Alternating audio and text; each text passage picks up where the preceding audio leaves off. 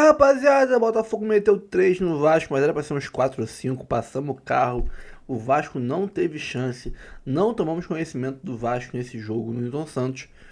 Assim como foi no primeiro turno, né? Mas ali foi um pouco menos elástico o placar. Agregado do Brasileirão 5-0, né? O Vasco não ganhou da gente esse ano em jogos de verdade. Carioca a gente não conta, né? Há muitos anos. E no Copa do Brasil passaram nos pênaltis, na cagada ali. Então o Botafogo mostrou superioridade ao Vasco, mostrou que por erros de escolhas táticas na Copa do Brasil, a gente ficou pelo meio do caminho, dava para ter passado. O Botafogo é muito superior ao Vasco e agora abriu 9 pontos para eles no Brasileirão e tá dando uma encaminhada na sua vaga para a Libertadores no ano que vem. Vamos reagir aqui ao Troca de Passes do Sport TV e também ao Esporte Total da Band. Antes de começar o vídeo, curta, comente, compartilhe, se inscreva no canal, ative o sininho, hype o vídeo, bora assistir e depois a gente volta. Vamos pro clássico agora sim, vamos falar do clássico do Newton Santos, a bela vitória do Botafogo, 3-0 sobre o Vasco. O que aconteceu com o Vasco, hein, Mansur? Porque hoje, tudo. E nada. Não, na verdade eu diria que nada, né? Porque o Vasco não conseguiu se defender. Foi muito ruim a atuação. O Vasco não conseguiu fazer a sua saída de bola, sair de trás. O Vasco não conseguiu fazer com que o goleiro do Botafogo sofresse perigo, fosse ameaçado. Foi um jogo, mas muito abaixo do que o próprio Vasco vinha produzindo nas últimas rodadas. O Botafogo, que ainda tem muito problema de ausência, hoje um pouco mais composto no setor ofensivo, Verdade. com o Correia de volta, com o Savarino, com o Santos Rodrigues e o Arthur Cabral, que ainda não me parece um jogador que tenha conseguido, especialmente substituindo o Igor Jesus, né? Mas aí já é uma outra conversa.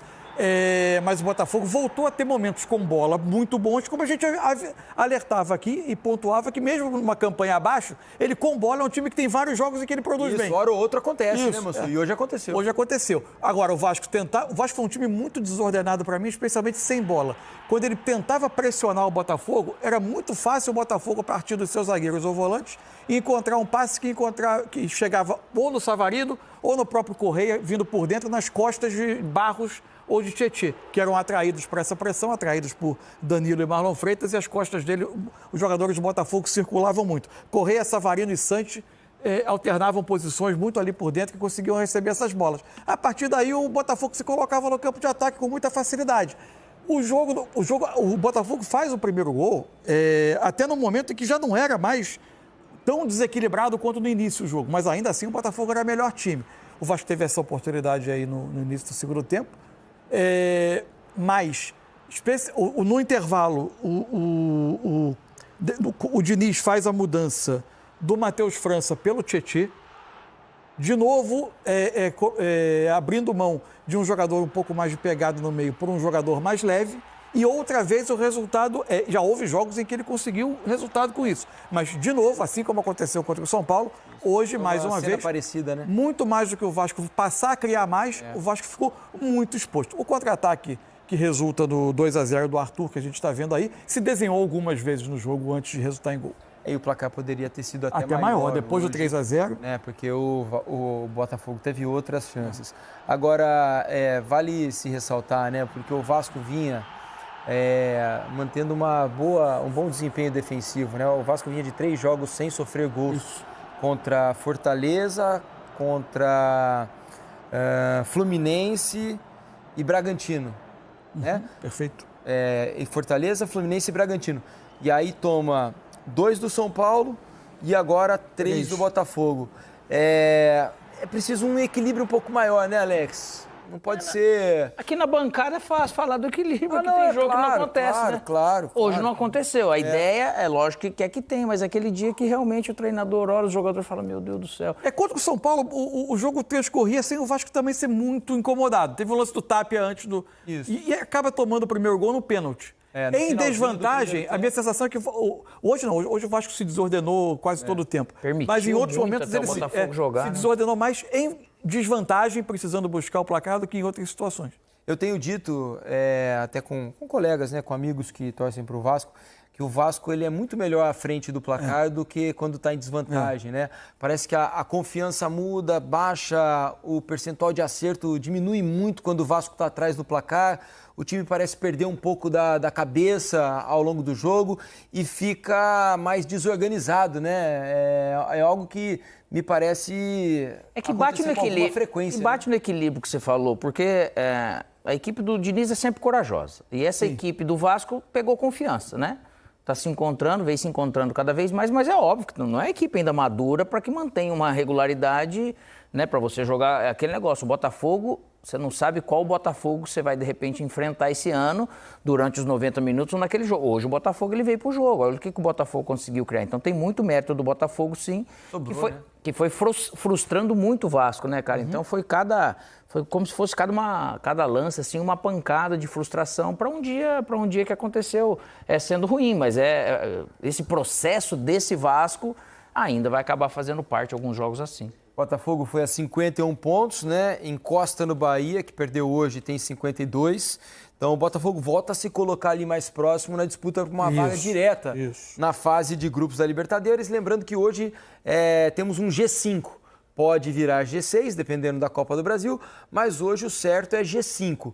Então o Botafogo é o sexto, ele precisa ultrapassar um adversário. O mais próximo é o Bahia, que agora está só um ponto à frente na classificação. E teve clássico no Rio de Janeiro, jogão de bola. Olha aí, o Botafogo amassou o Vasco da Gama. Ganhou por 3-0. E agora é a vez do Igor Dorileu contar essa história pra gente aqui no telão. Diz aí, Igor! Fala, Fernandinho, aqui no estádio Newton Santos, Botafogo e Vasco fizeram um clássico carioca dessa 32ª rodada do Campeonato Brasileiro. E o time da casa levou a melhor, com grande atuação, venceu por 3-0. Resultado que deixa a equipe firme na sexta colocação, podendo abrir distância para as equipes que estão fora do G7, enquanto o Vasco de Fernando Diniz pode ver, além do rival, outros times abrindo distância nessa briga por uma vaga na Libertadores. O Alvinegro fica com 51 pontos, enquanto o Cruz Maltino permanece com 42 pontos e chegou à sua segunda derrota. Bom, desde o primeiro tempo, o time do italiano Davide Ancelotti, que vinha sendo pressionado no cargo, dominou as ações da partida.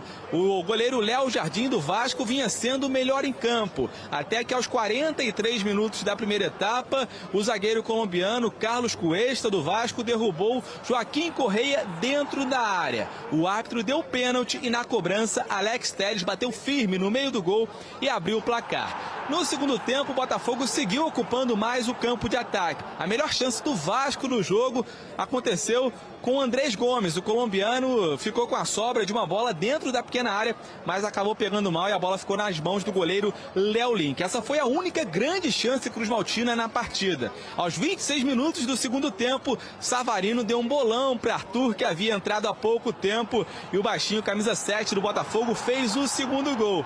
E aos 32 minutos, logo depois, Cuiabano recebeu a bola dentro da área, na verdade ficou com a sobra, arriscou a bola, desviou em Felipe Coutinho e ficou limpa para o zagueiro David Ricardo fazer o terceiro gol alvinegro e dar números finais à partida. Os dois times voltam a campo no fim de semana. O Vasco recebe o Juventude em São Januário, enquanto o Botafogo visita o Vitória no Barradão no domingo. Bom, na minha opinião, o Botafogo jogou uma das melhores partidas com o comando do Davide Ancelotti, né?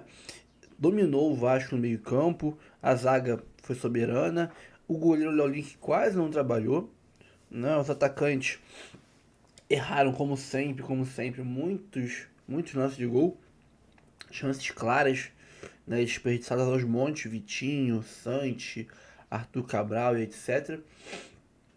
Mas o Botafogo não tomou conhecimento do Vasco. O Vasco teve 10 chances, 10 finalizações, nenhuma no gol. O Botafogo teve 22 finalizações e foram 9 no gol. Teve 8 escanteios contra 3 do Vasco. O Botafogo foi muito mais incisivo, muito mais ofensivo, muito mais, vamos dizer assim, propositivo no jogo. O Vasco tentava umas escapadas sem muito sucesso, pelas pontas quase sempre, o meio campo foi anulado, o Coutinho não tocou na bola, Danilo anulou o Coutinho, Barbosa também anulou ali o Verratti e volta e meia fazia as coberturas do Vitinho, o tal fugiu o nome dele agora, o ponta esquerda do Vasco, tava o Ryan pela direita e o ponta esquerda era o outro cara lá. Ele às vezes trocava com o Ryan, teve até o amarelo do Barbosa, foi um lance necessário de fazer a falta para matar a jogada e levar amarelo. Não foi um lance de infantilidade dele, foi um amarelo necessário. Foi o Ryan que deu um drible nele, ia sair cara a cara, ele matou a jogada. Mas ele foi soberano, foi impecável na defesa. Barbosa tá jogando uma bola redondinha contra o Mirassol. Já tinha sido um grande jogo do Barbosa, ontem de novo, quer dizer. Então, temos aí que dar a Pedro o que é de Pedro, dar a César o que é de César.